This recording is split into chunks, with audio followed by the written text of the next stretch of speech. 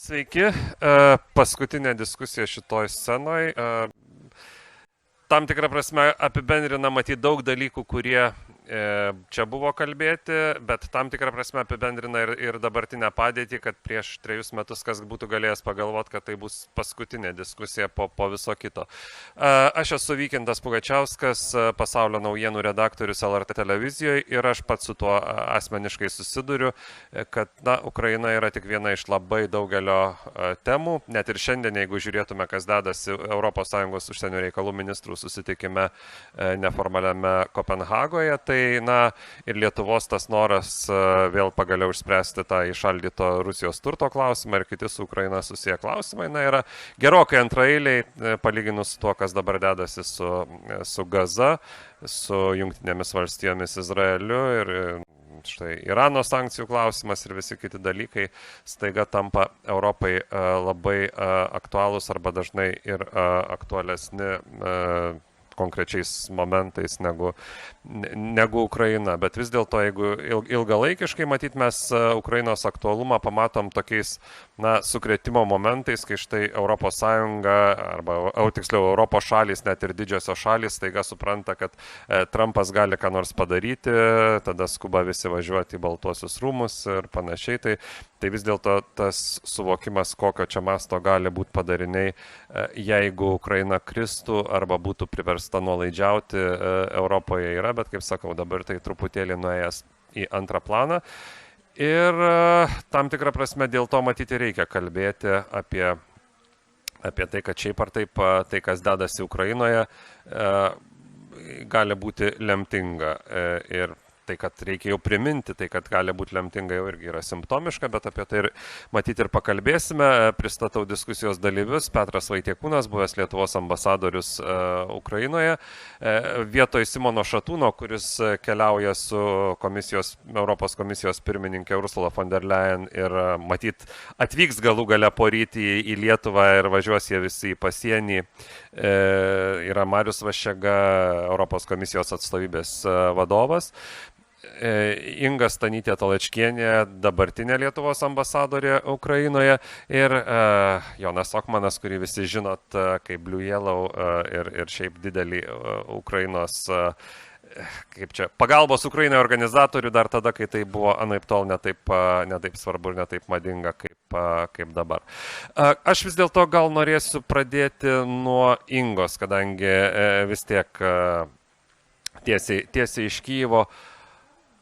Laisvės ir gynybos bastionas. Kaip Ukraina saugo mūsų laisvę, kaip Ukraina lemia mūsų gynybą ir mūsų saugumą dabar.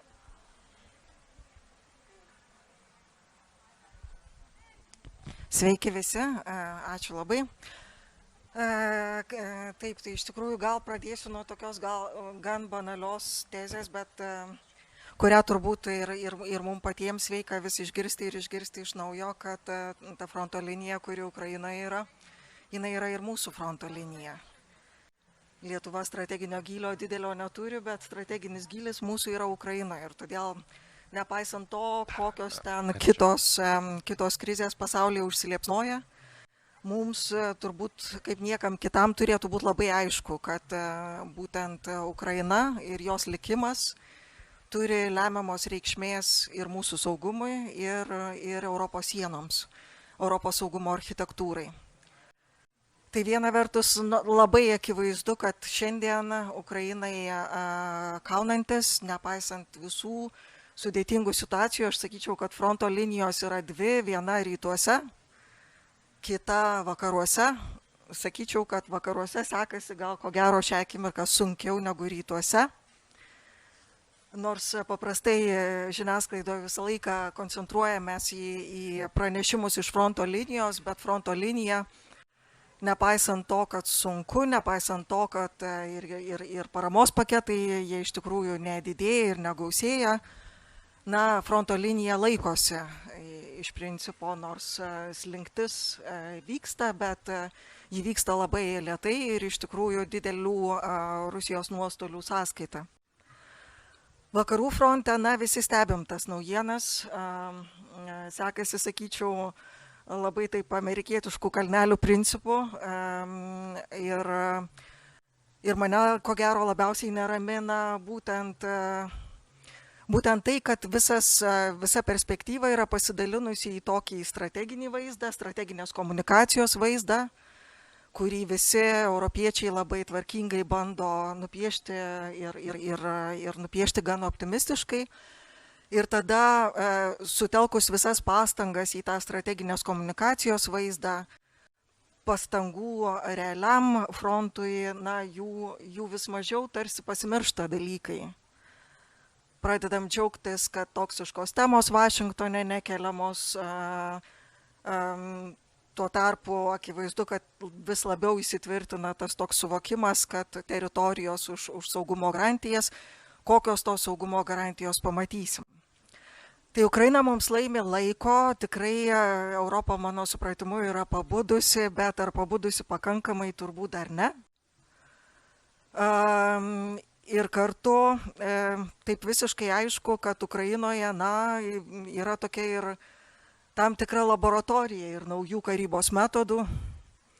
Ir iš tikrųjų, kalbant apie gynybos pramonės stebuklus ukrainietiškus per realiai nuo 22 metų, kai pajėgumas gynybos pramonės Ukrainos buvo pagaminti už 1 milijardą eurų, tai šiandien jis yra 35 milijardai, 35 kartus per realiai 3,5 metų. Įspūdingi skaičiai, iš tikrųjų gamina pigiai, efektyviai, greitai ir adaptuoja iš karto prie kintančių karo sąlygų. Šią akimirką Ukrainoje yra aktyvioji kariuomenė, aktyvioji tarnyboje 900 000, 1 milijonas karių, tai iš tikrųjų palyginimui, perspektyvai, Jungtinės Amerikos valstijos aktyvioji tarnyboje karo turi 1 300 000. Tai iš tikrųjų čia yra didžiausia šią akimirką Europos, civilizuotosios Europos kariuomenė.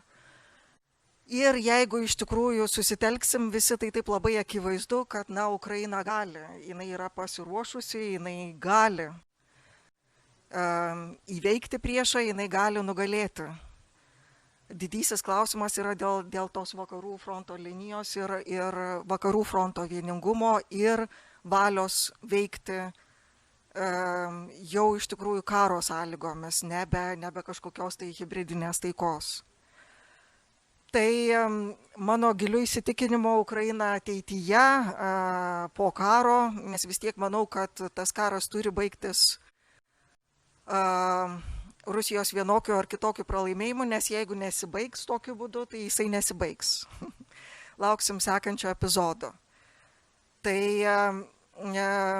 karui pasibaigus, Ukraina tikrai bus vienas didžiųjų Europos saugumo architektūros ramsčių ir mums be galo yra svarbu, kad iš tikrųjų ta kariuomenė, ta gynybos pramonė, kad jinai būtų tvirtai mūsų pusėje, tvirtai integruota į Europos Sąjungą ir čia išeinu iš tos karinės tokios temos į eurointegracinę temą. Labai svarbu, nes iš tikrųjų laikas laukia nelengvas. Labai svarbu, kad Ukrainą sugebėtume priinkaruoti prie ES, kad suvoktume svarbą tą padaryti.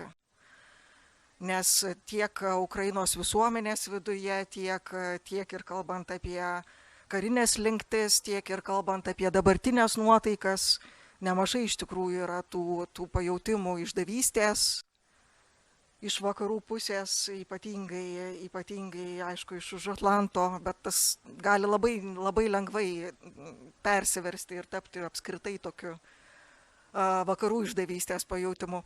Tai įvertinant visus tuos tokius sudėtingus veiksnius, kritiškai svarbu, kad iš tikrųjų ES subręstume irgi strateginiams sprendimams ir judėtume nepaisant vengriškų kliurkų ir nepaisant vengriško blokavimo. Tiek šitam takeliui, tiek visuose kituose, nes ES iš tikrųjų pradėjo įspūdingai su Europos taikos priemonė, su realiai karinės paramos telkimu Ukrainai, ko visiškai ES nebūdinga funkcija, tai dabar belieka tik tai įveikti problemas su sprendimų priėmimo procesu. Aš tada noriu kreiptis į poną Vaitiekūną. Jūs buvot ne šiaip ne tik ambasadorius Ukrainoje, bet jūs buvot ir užsienio reikalų ministras ir matėt amerikietiškus kalnelius pačioje Ukrainoje. Inga ką tik kalbėjo apie tai, kad neaiškios Ukrainoje pačioj visuomenės nuotaikos. Ukraina lygiai taip pat po spalvotųjų revoliucijų gali išsirinkti Janukovičius ir neaišku, kada tas išdavystės, toks pajautimas gali kaip nors pasikeisti.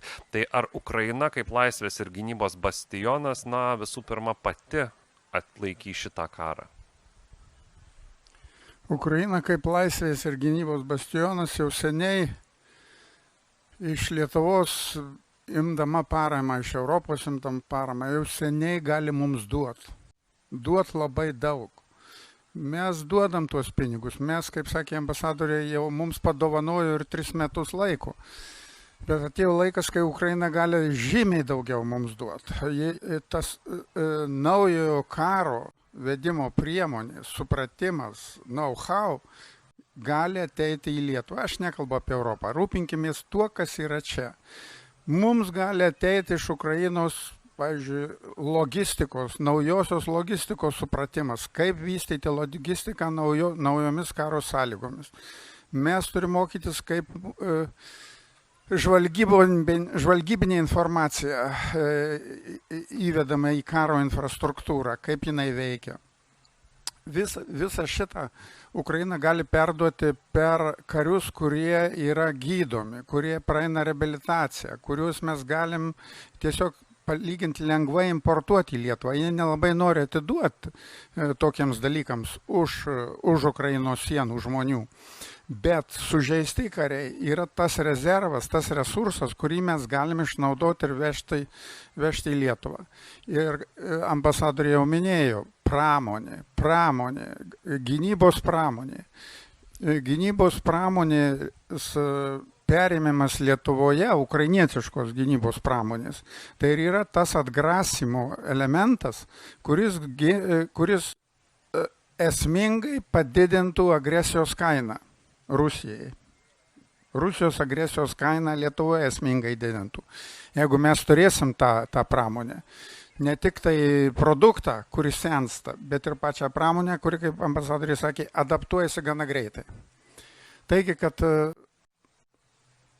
šitos mintys jos senos, jos visą laiką sklando Lietuvoje, nieko čia naujo nepasakysi. Bet mes duodam pinigus, perkam laiką ir praktiškai atrodo, kad to užtenka. Neužtenka. Ambasadoriai sakė, karas baigsis. Nesibaigs karas. Nesibaigs karas todėl, kad Putinas padarė klaidą. Putinas padarė klaidą, ar tos klaidos vardas yra 3 dienos iki Kijevo. Jis ir tos 3 dienos iki Kijevo ir šitas karas vienyje Rusijos visuomenę. Vienyje visus ir Putino priešus, ir Putino draugus, ir fašistus, idiotus, nacionalistus. Vis labai stiprėja rusų sanglauda apie Putiną ir apie šitą karą. Nuimk šitą vienijantį strypą, ištrauk iš Rusijos. Ir Rusijoje prasidės chaosas ir Putinas tą supranta. Putinas žlugs, žus visą jo sistemą, jeigu prasidės paliaubos. Net paliaubos jam yra mirtinai pavojingos. Nebus paliaubų, nebus taikos. Nes tai yra gyvybės ar mirties klausimas Putinui ir jo šaikai, jo klikai, jo visam valdančiam, pavadinkit kaip norit. Taigi, mums reikia ruoštis. Agresija tikriausiai bus. Kokia jinai bus? Jinai nebus tokia, kaip mes įsivaizduojame, bus kitokia. Be abejo, prasidės agresija į Lietuvą iš Lietuvos, agresija į Vokietiją iš Vokietijos, agresija Europoje kils iš pačios Europos. Todėl laiko mes neturim daug.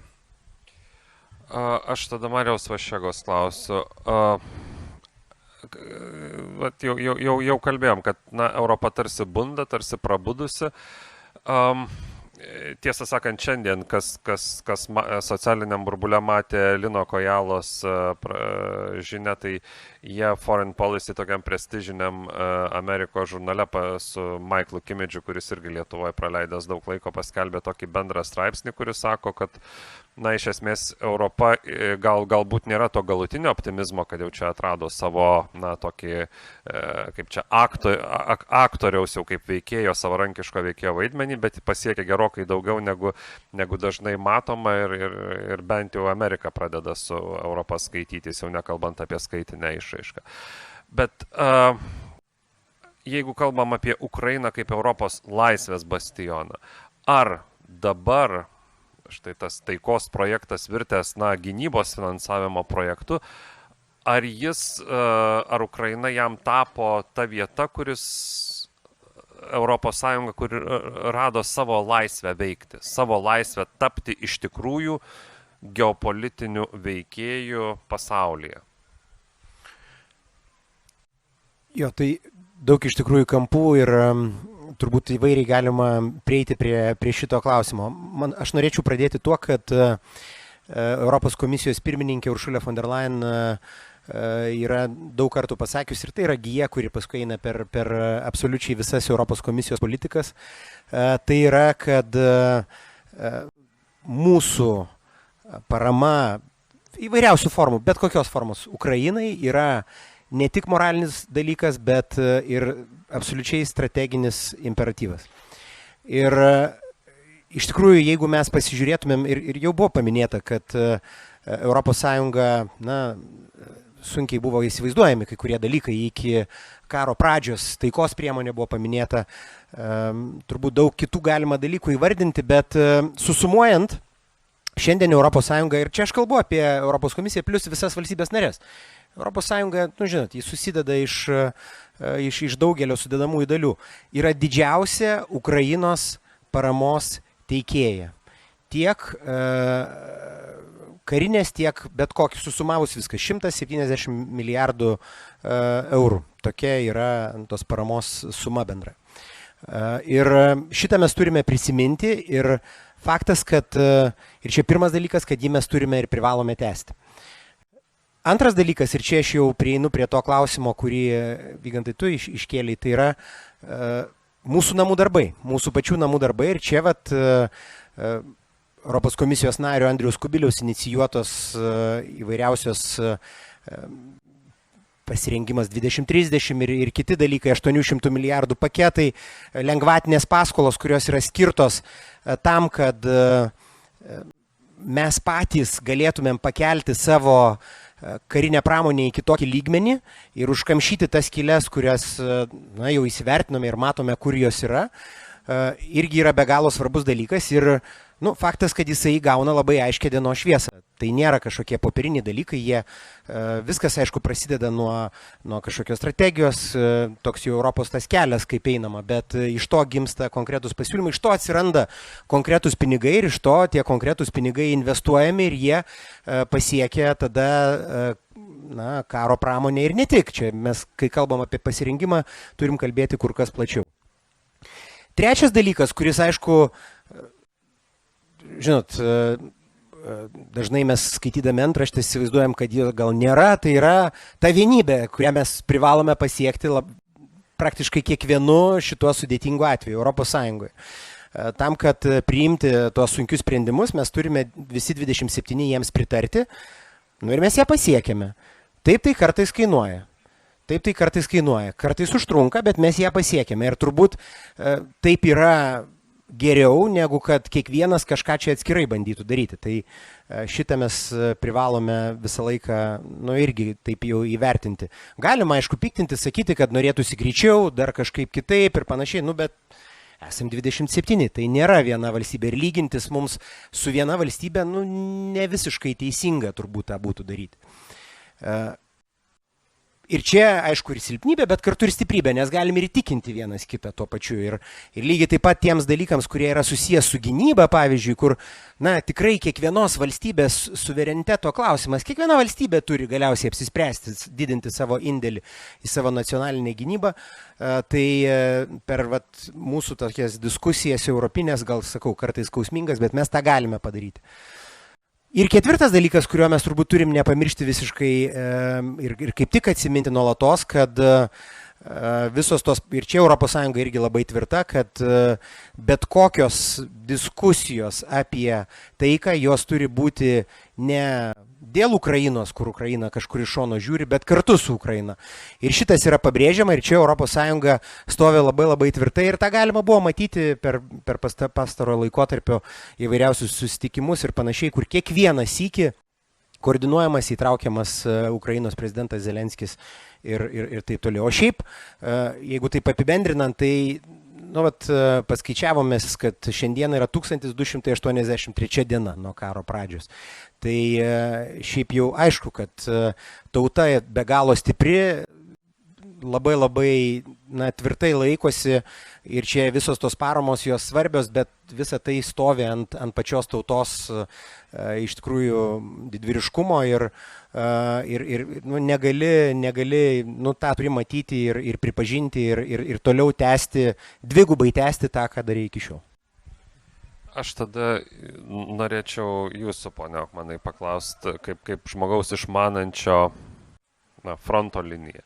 Jau pačiais pirmais karo mėnesiais. Pilno karo, jūs turite menį? Pilno, žinoma. Pilno karo mėnesiais. Vakarų analitikai pradėjo skambinti pavojaus varpais, kad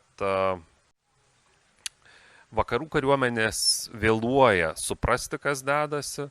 Vakarų kariuomenės neišmoksta tų pamokų, kurias labai greitai mokosi Ukrainos kariuomenė ir, tiesą sakant, kurias labai greitai mokosi Rusijos kariuomenė. Kaip jūs dabar vertintumėt būtent tą aspektą Ukraina kaip Europos gynybos bastionas? Kiek jie skaitinė išraiška iš tikrųjų viskas atrodo labai spūdingai, su skaičiais, su briganoms, tiesą sakant, su kariuomenės struktūra ir su daugeliu dalykų, yra aišku ir bėdų, bet kaip tas gynybos bastionas, kiek jisai stiprus?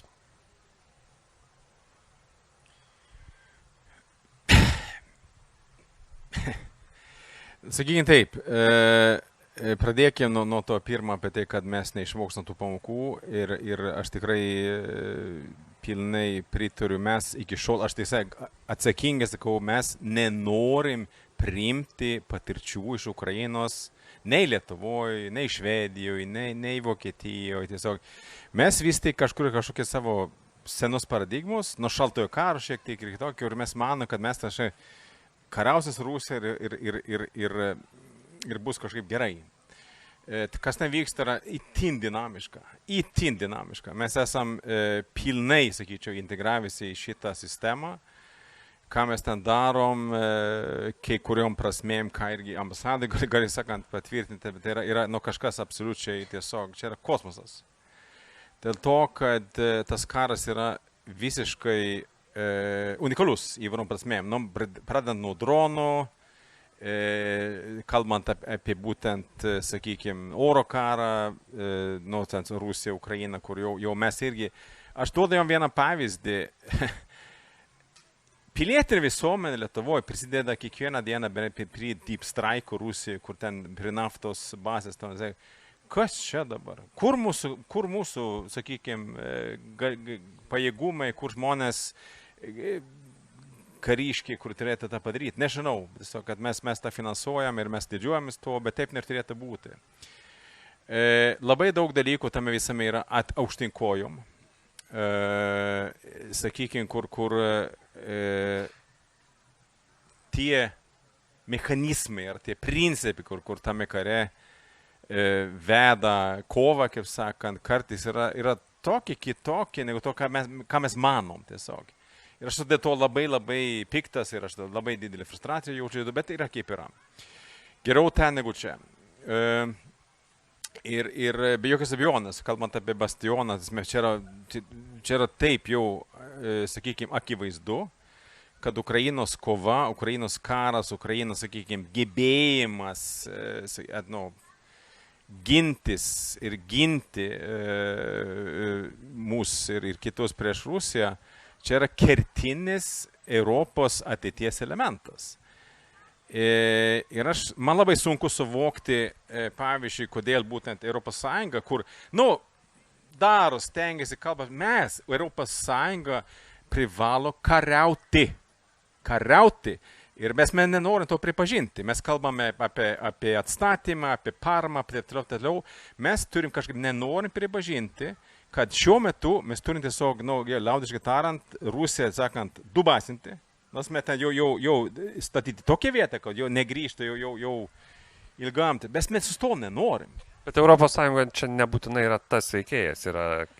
Aš su to nesutinku. Mes matom, kad Amerika, sakant, pirmyn atgal ir kaip būtų keista, aš sakyčiau taip, vyksta labai daug tokių bilateralinių dalykų. Čia yra Švedijos, Prancūzijos ir taip toliau.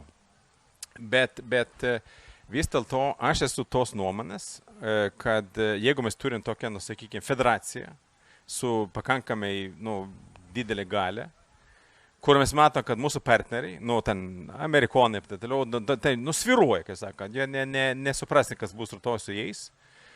Alaska man buvo tokia juoda komedija, tai aš nemoku net paaiškinti. Bet nėra to noro tiesiog. Noras kažkaip yra, susitarti kažkaip, nebus taip, su Rusija nesusitarsi. Ir čia aš manau, kad tas suvokimas, politinis suvokimas, kalbu apie žmogišką, bet politinis suvokimas ateis vieną dieną. Nes tikrai pritariu, karas nesibaigs, kol Putinas gyvas, kol Rusija, kaip sakant, toliau turi tokias galimybės. Tas karas tęsis arba Ukrainoje, arba kitur, gal pas mus, taip toliau, mes neturėkim jokių iliuzijų tiesiog. Faktas, kad tai yra mūsų bastionas, mūsų, viltis. Ir sakykime, iš Lietuvos perspektyvų, aš tiesiog tą suvokimą apie strateginį gylį esu gavęs. Mums Lietuvoje, kas vyksta Ukraina, čia yra tūkstantmečio istorijos pasikartojimas. Anksčiau mūsų vadai panašiai eidavo kariauti Ukrainą dėl to, kad taip reikėjo. Nesuprato, kad čia namuose negalėsi. Viskas yra tokie archetipiniai tokie geopolitiniai elementai, kur kartojasi. Mes kažkaip to nenorim pilnai pripažinti, mes tai pripažįstam ir mes de facto tai jau veikiam. Aš noriu grįžti prie tos vakarų fronto idėjos. Ar, jeigu kalbam, kad Ukraina yra Europos gynybos bastionas, ar Ukraina europiečiams yra jau sava, o ne kita? Ir ar ukrainiečiams Europa yra mes? Ar jiems vis dar tai yra kiti? Čia iš tikrųjų gal ne man turėtų būti klausimas, bet nes kalbėjau apie ES plėtrą. Taip, gal iš pradžių pakomentuočiau keletą dalykų, kas čia buvo tam ratelėje prasukta. Tai iš tikrųjų tik tai norėčiau pabrėžti vieną dalyką, kad Vašingtone europiečiai atsirado dėka Ukrainos. Ne dėl Ukrainos, bet dėka Ukrainos, nes Ukraina paprašė amerikiečių, kad Europa ten būtų. Tai subjektiškumą ES ir Europai daugiau negu ES šiam kontekste suteikia ir sukuria būtent Ukraina. Dėl karo pasibaigimo, tai tikrai nemanau, kad jisai pasibaigs. Jis pasibaigs tik tai Putino nugalėjimu Ukrainoje, jeigu taip neįvyks, tai jisai tęsis. Kiti epizodai, gali būti kitos geografijos, gali būti ta pati geografija ir kiekvienas epizodas vis baisesnis, tai čia tikrai nieko naujo. Kalbant apie long straikus, tai tik tai šiek tiek ir mūsų krašto apsaugos ministerijos vardu. Lietuva yra vienintelė šalis rytų flange, kuri investuoja būtent į ilgo nuotolio smūgius, bet gamybą. Tai iš tikrųjų labai svarbi kryptis bendro darbo ir tikrai labai tikiuosi, kad ir bendri gamybos projektai taip pat atsiras anksčiau, o ne vėliau. Dabar kalbant apie tai, ar Ukraina jau tapo Europai sava ir kalbant apie tai, ar Ukraina yra pakankamai stipri kaip gynybos bastionas, tai tiesiog šią akimirką kito gynybos bastiono, kuris būtų stipresnis už Ukrainą, Europą neturi. Ar Europoje tas suvokimas yra tikrai visus pasiekęs ir ar Europa yra internalizavusi pilnai Ukrainą, turbūt, kad ne iki galo. Ir tai yra dalis problemos, lygiai taip pat kaip ir ne iki galo ir priklausomai nuo geografijos labai matosi net ir dabartinis, tas iš tikrųjų europiečiai pasivijo ir pralenkė net ir karinės paramos prasme, iki šiol lenkė gerokai makrofinansinę humanitarinę paramą, dabar lenkia jau ir karinę paramą. Bet iš tikrųjų tą tokį lenkimą duoda tam tikra geografinė šalių grupė, iš esmės šiaurės šalys. Šiaurės šalys Vokietija. Tai tikrai, net ir kalbant apie mūsų pačių Lietuvoje esančią vidaus irgi diskusiją, man kartais sunku stebėti, kai iš tikrųjų atrodo, kad ne iki galo suprantam, kad ta fronto linija tai jinai link mūsų artėja. Ir jeigu nesusitelksim daug stipriau ir daug labiau ir iš tikrųjų dar ryžtingiau neparodysim savo priklausomybės tai pačiai ambicingiausiai šalių grupiai, tai pirmiausia, pirmi, kurie mokėsim labai skaudžią kainą, būsim mes patys. Kalbant, ar ukrainiečiams Europa tapo sava, ten yra tokio dvigubo jausmo. Iš tikrųjų, man tai buvo labai įdomu stebėti vieną iš prezidento Zelenskio interviu, kuris taip ir pasakė, kad europiečiai, jie yra nebombarduoti, jie iš tikrųjų nesupranta dar, kas čia ir kaip čia. Ir iš tikrųjų gerai, kad jie yra tokie, kokie yra, civilizuoti, minkšti, švelnūs ir tikintys teisės principais, nes tokie jie ir turėtų būti. Bet be Ukrainos jie neapsigins. Tai sakyčiau, kad Ukraina iš vienos pusės turi tą tokį iš tikrųjų nekantrumo jausmą, tikrai nori ryžtingesnių europiečių žingsnių, ta koalicija norinčiųjų dažnai yra pravardžiuojama koalicija laukiančiųjų. Tai tikrai yra tas lūkestis, bet kartu yra atsirandanti ir tokia Ukrainos tarsi įsisąmoninta atsakomybė už Europos likimą.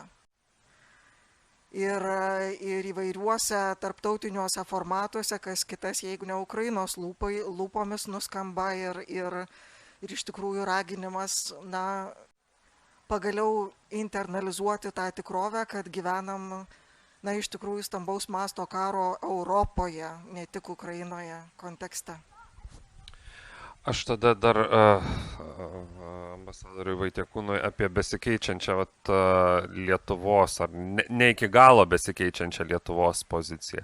Štai net ir buvęs užsienio reikalų, tiksliau prie buvusio užsienio reikalų ministro, net ir visa komunikacija buvo vizuali, kad ne as long as it takes, bet as long as victory takes. Dabar to net ir neliko net Lietuvos komunikacijoje. Ką tai reiškia? Ar Lietuva irgi pati ima mažiau tikėti Ukrainos pergalę? Po antrojo pasaulinio karo 4 kartus išaugo be karo. Sukūrėme civilizaciją.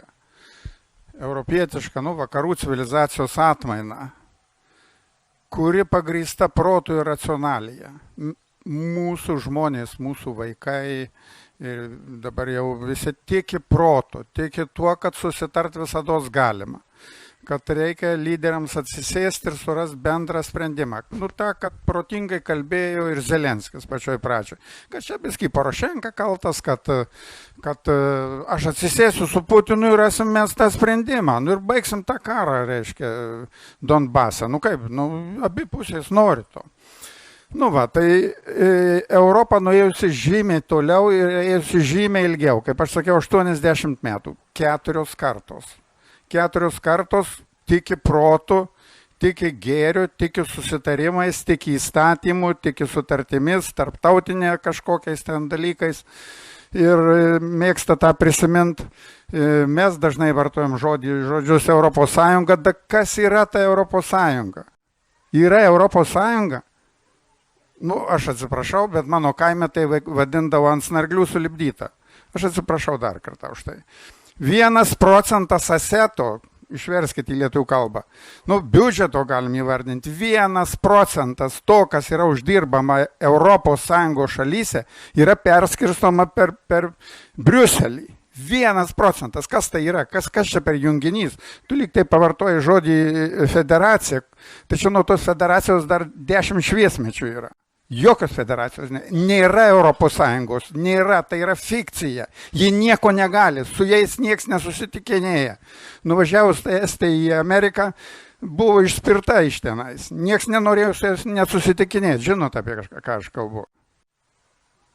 Komisarė. Kajos Kalas nepriėmė Markas Rubio. Taip. Taigi nustokim tikėti tuo, kad už mus kažkas kažką tai ten Briuselyje ar dar kažkur padarys. Niekas nieko nepadarys. Europa nepasiruošus, svarbiausia žmonės nepasiruošę, lyderiai supranta puikiai, lyderiai ir tie, kurie yra valdžioje, supranta puikiai, kas vyksta. Bet jie turi vieną svarbę ydą. Jeigu jie pradės kalbėti tai, ką jie supranta, jų neišrinks. Pradėkit kalbėti čia Lietuvoje, kad kas nors realiai mums reikia susijimti. Tai būsit išspirti iš bet kokios valdžios. Nereikia tokių. Valdžioje reikia žmonių, kurie ramintų ir dalintų pinigus. Viskas. Ir Lietuvoje tai bus. Ir jau yra. Reikia perimti Ukrainos patyrimą į Lietuvą. Vienintelis kelias. Ir kelt agresijos kainą. Norit, aš pasakysiu jums, ką tai reiškia kelt agresijos kainą. Jums labai nepatiks tai. Kol aš sakau kelt agresijos kainą, tai čia 99% žmonių sutiks su tuo, kad reikia kelt agresijos kainą ir ruoštis gynybai. Jeigu aš pasakysiu, ką tai konkrečiai reiškia, 70% žmonių čia esančių pasakys, kad aš kurstau karą. Norit pasakysiu.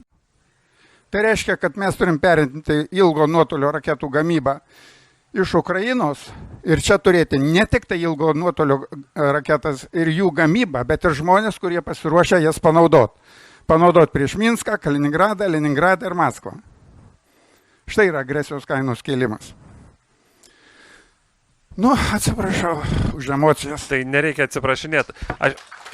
Matot reakciją. Aš tik pereidamas vėl prie Mariaus.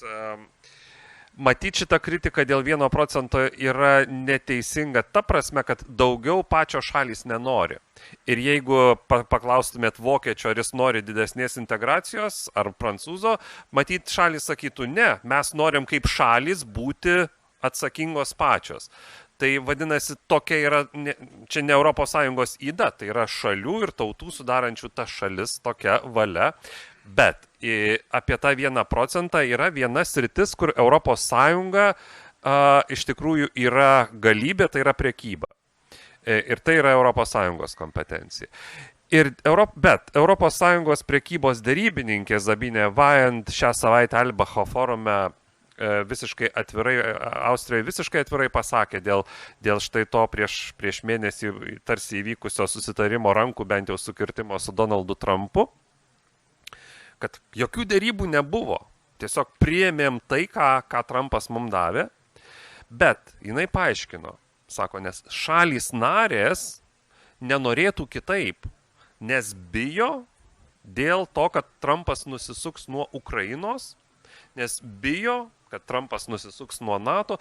Kitaip sakant, ta vienintelė galia, kur ES yra stipri, net ir ten valstybės narės nelabai nori siūbuoti valties, nes net ir ten jaučiasi pernelyg susijusios ir pernelyg priklausomos nuo Amerikos. Ir dabar, kai mes matom, kuo Trumpas toliau grasina dar didesniais muitais dėl skaitmeninių paslaugų mokesčio, dėl to, kas Europai yra suverenu, nes kaip Trumpas gali nurodinėti mums, Europai, keisti savo įstatymus, savo taisyklės. Ta kartelė, kiek mes dar galim priimti, staiga gali mažėti ir staiga gali, ir čia mano klausimas yra, ar gali nutikti taip, kad tada Ukrainos veiksnys jau nebebus toks svarbus toje bendroje dėlionėje, kai šalis sakys, palaukit, jeigu Trumpas dabar mums siūlo 50% muitus vietoj 15%, gal tiek to, mes jau tada keršykim Amerikai, kad ir ką Trumpas padarytų dėl Ukrainos? Jo, tai, žinot, aš čia esu Europos komisijos atstovas ir...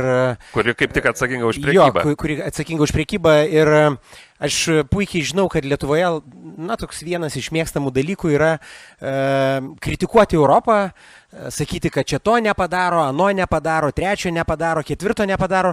Ir kažkaip, man atrodo, kad kai tą darom, labai pamirštam, kad esam vieni iš tų 27. Esam vieni iš tų 27, dalyvaujam priiminėdami sprendimus, galime kurti koalicijas, daryti dalykus, siekti kažko to, kas yra mums svarbu. Mes pamirštam šitos dalykus. Ir mes atsisukam tik tai į tai, ko mes čia nesugebam taip, kaip mes norim, kažko tai Europą nepadaro. Ne taip senai dar, žinot, paskutinis karo etapas 2022 metai dar buvo toli. Ankstesnės kadencijos, dar iki Uršulės von der Leyen kadencijos, Junkerio kadencijos Europos komisija jau buvo pasiūlysi sprendimų priėmimą pakeisti ir pereiti nuo vienbalsiškumo ten, kur iš tikrųjų šalims narėms labai svarbu.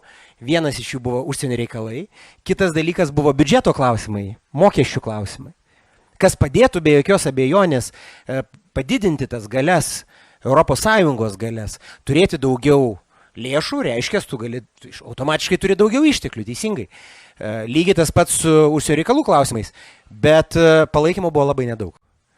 Ir čia jo irgi nebuvo.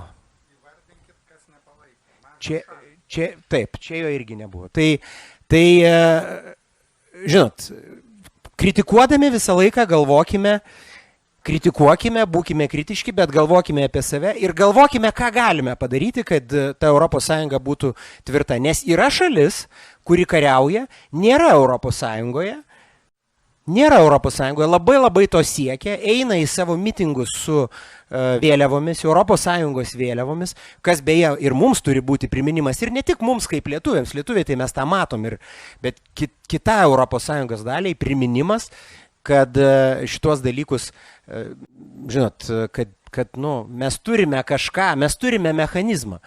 Kaip mes čia dabar vadinsim? Federacija, iš tikrųjų mes nevadinam to federacija.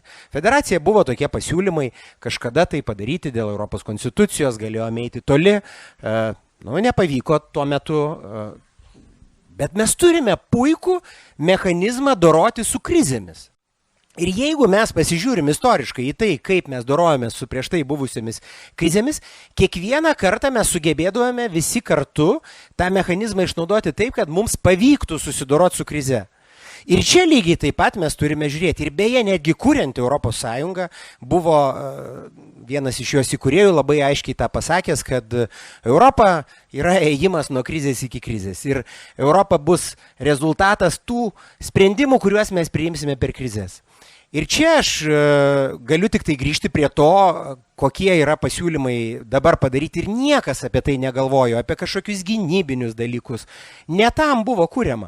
Mūsų apskritai ES sukūrimo pagrindas buvo visiškai kitoks. Mes atsimenam Pirmą pasaulinį karą, kaip jisai baigėsi ir kaip jisai paskui tapo Antru pasauliniu karu. Ir mes atsimenam Antrojo pasaulinio karo pabaigą ir kaip jisai baigėsi visiškai kitokiais sprendimais, kurie vėliau suvienijo žemyną, iš kurių buvo sugalvota, kad kurkime gerovę ir aplink tą gerovę mes visi bursimės ir tada jau mes viduje nekariausime.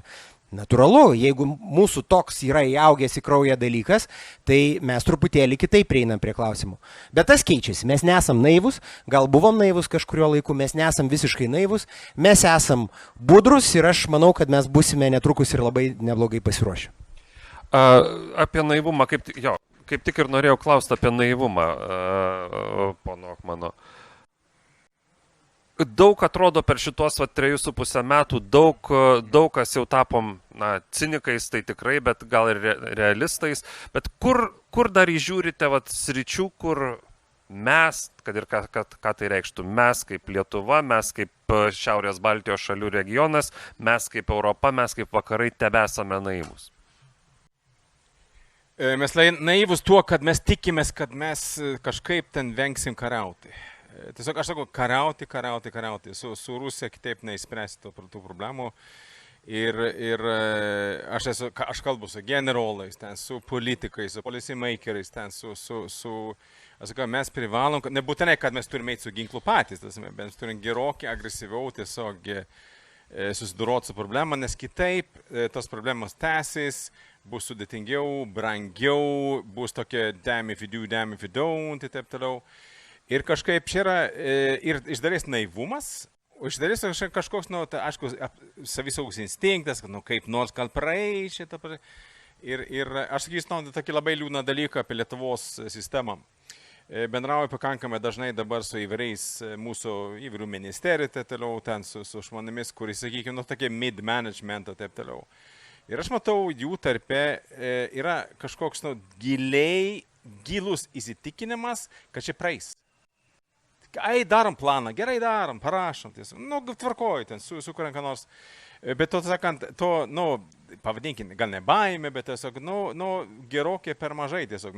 Ir aš sakau, jūs, hebra, mūsų istorija, aš kalbu kaip švedas, mūsų istorija rodo, karts nuo karto būna, kad būna labai blogai, ar gali būti labai blogai.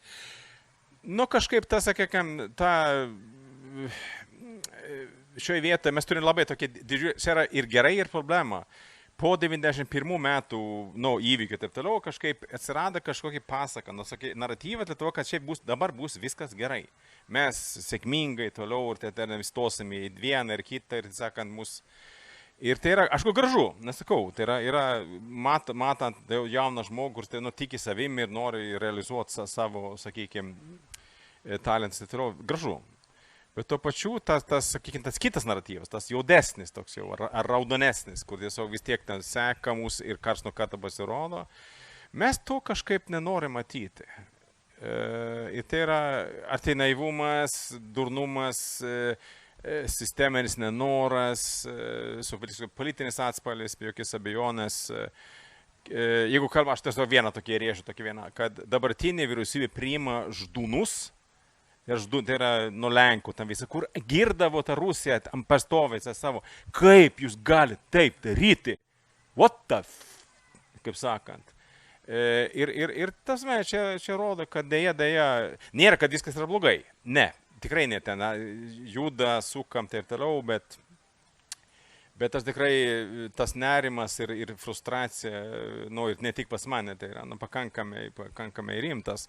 Aš kalbu mūsų kariškis, nes mes plačiai bendrauju su karuomenės, ne su vadais, galbūt su kitais sakė, mes perkam brangus dalykus, brangus dronus, pažiūrėjau, mes jų nenaudojam, mes jiem bijom, kad jie daužt.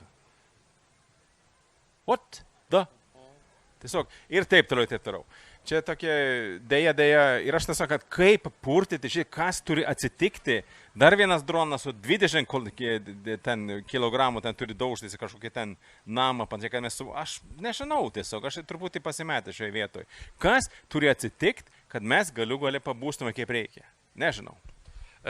Netrukus klausimai iš auditorijos. Paskutinis klausimas, kuris siejasi su pastarosiam šitom tezėm. Kas jūsų nuomonė yra dalykas, kuris neaptariamas, skaudi tiesa, kurią reikia pasakyti dabar? Gal, aišku, ambasadoriams yra sudėtingiausia kalbėti apie tai, kas nekalbama, bet iš tikrųjų, apie ką mes negalvojam, nekalbam, bet ką verta pasakyti?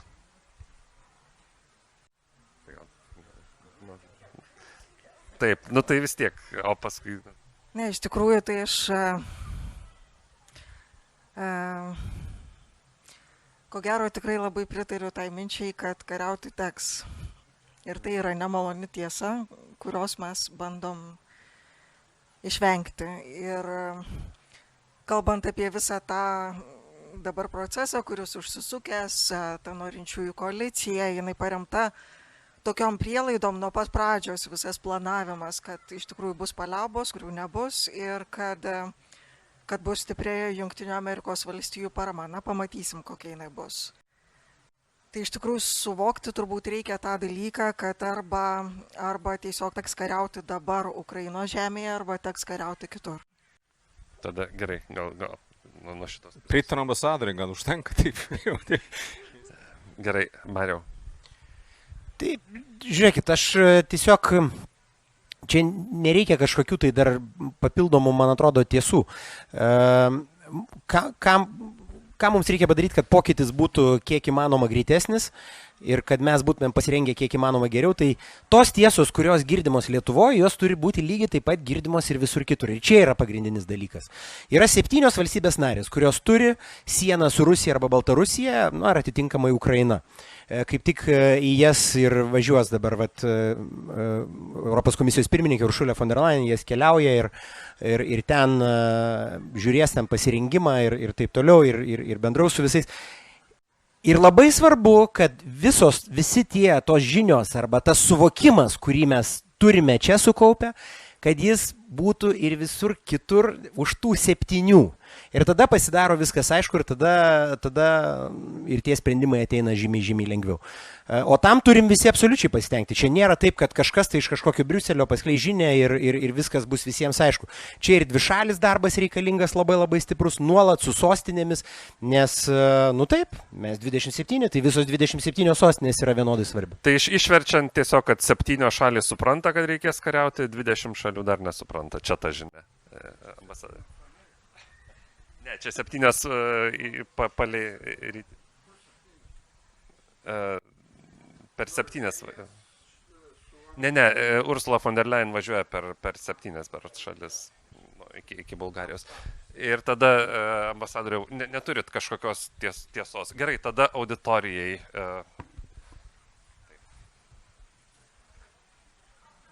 Labą dieną. Klausykit, čia liūdnos tos gaidos. Klausimas būtų čia Jonai. Kokias gal įvardintų tas pabudimo priemonės, ar jos tokias labai būtų baisios, kas tai būtų, kaip jūs manot? Pabudimo priemonės, toliau kas turi dar. Surinkim visus klausimus ir tada turėsim laikų.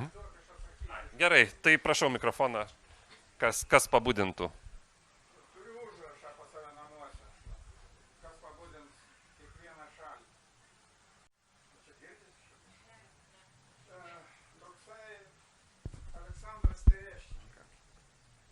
Gal šitas geriau. Aleksandras Tereščenka.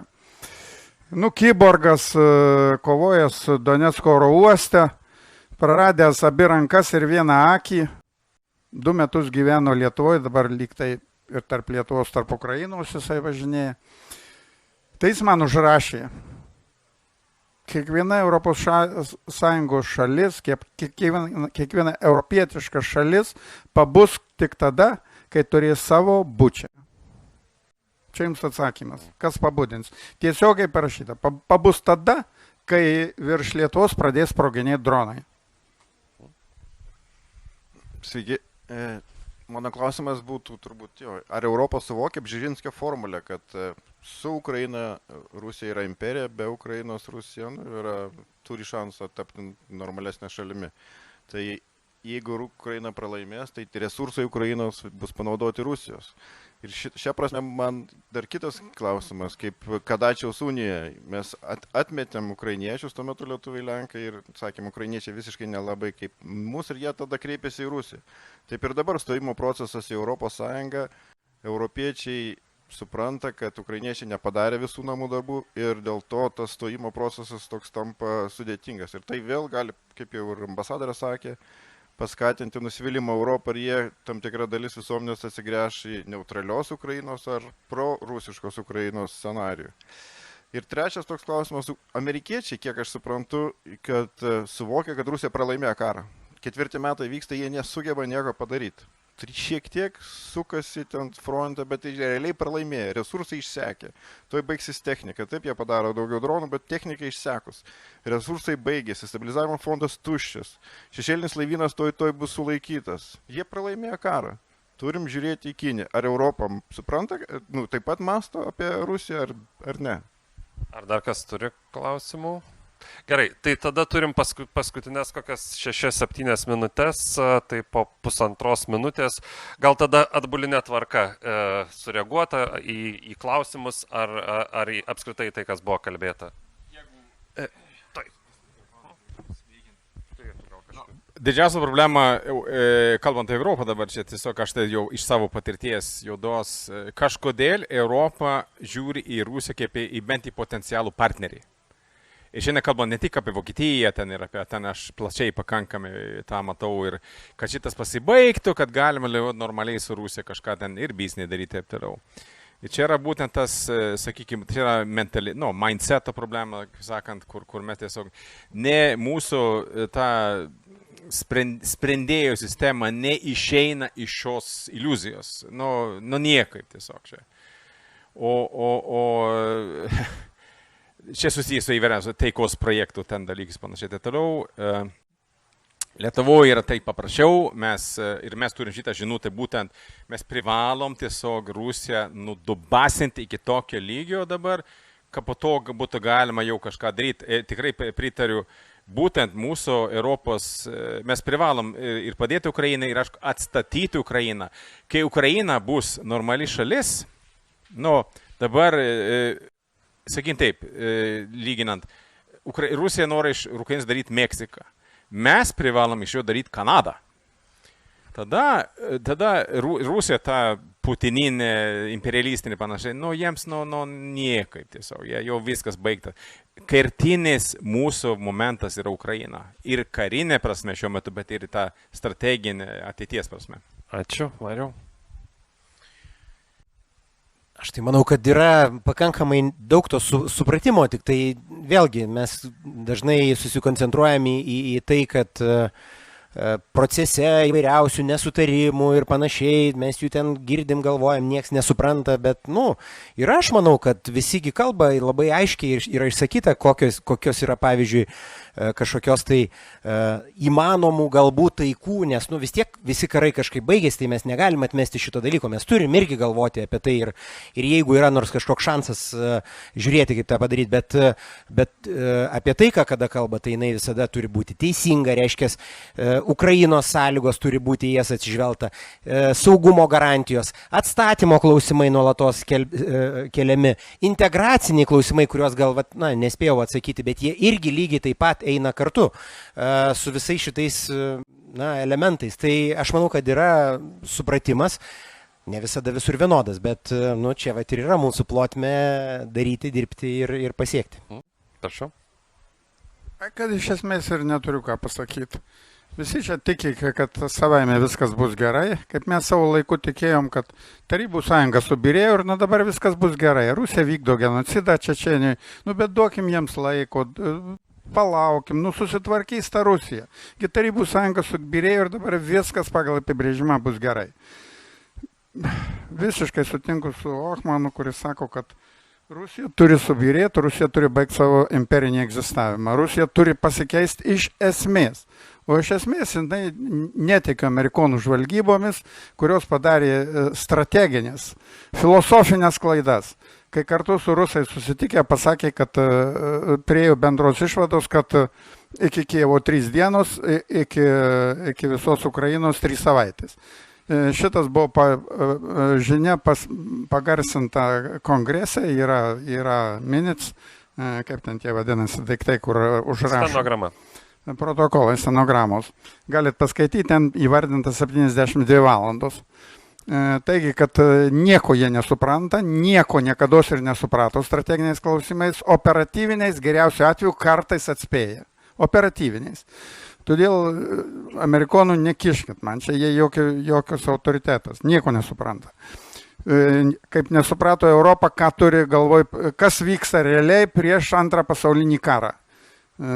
Taip ir dabar. Rusija nesvarbu, kuo blogiau, tuo stipresnis klijus yra Rusijos viduje. Kuo blogiau, tuo labiau susiburs ta fašistuojanti visuomenė, nepaprastai fašistuojanti, nepaprastai greitai jinai transformuojasi į fašistinę visuomenę. Tas pats vyksta procesas, kuris neįtikėtiniu greičiu vyko hitleriniai Vokietijoje, biurgeriniai Vokietijoje. neįtikėtinų greičių. Tas pats vyksta Rusijoje. Ir kuo blogiau, tuo karas arčiau. Gerai. Ir ambasadoriai. Tai vienas pastebėjimas dėl Rusijos, aš nežinau iš tikrųjų, ką amerikiečiai nusprendė ar nenusprendė dėl Rusijos, bet man atrodo labai svarbu, ką Rusija pati galvoja.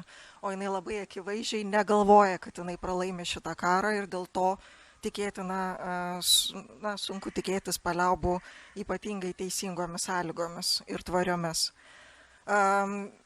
Vienas pastebėjimas dėl ES. Aš iš tikrųjų labai Mariui pritarčiau, kad ES įvertinant visus ribojimus, kuriuos jinai turi, įvertinant iš tikrųjų ir nedidelį biudžetą, ir nedidelės galias santykinai, jinai padarė šitam kare, šito karo kontekste daugiau negu iš jos galima buvo tikėtis.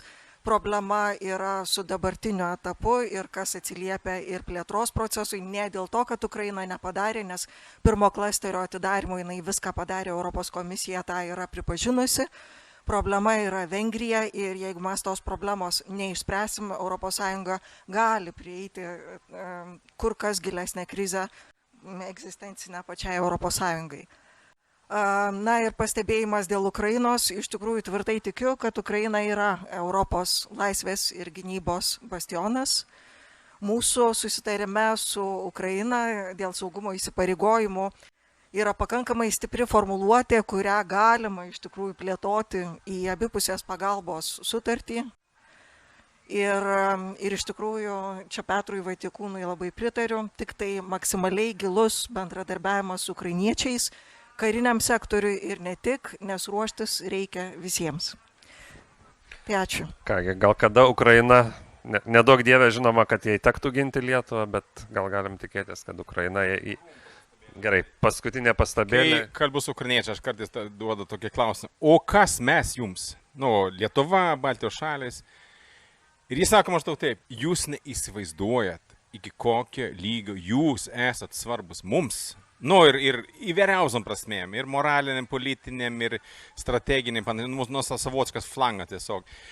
Tiesiog, kai tu pradedi vertinti truputį aukštyn kojom, tai ten yra, žinokit, mes turim tokį rimtą sąjungininką. Net kai kuriam prasmėm jau NATO bye. Kągi, NATO gal ne bye, bet tikrai visą laiką gerai turėti draugų, gerai turėti stiprių draugų ir išmanančių draugų.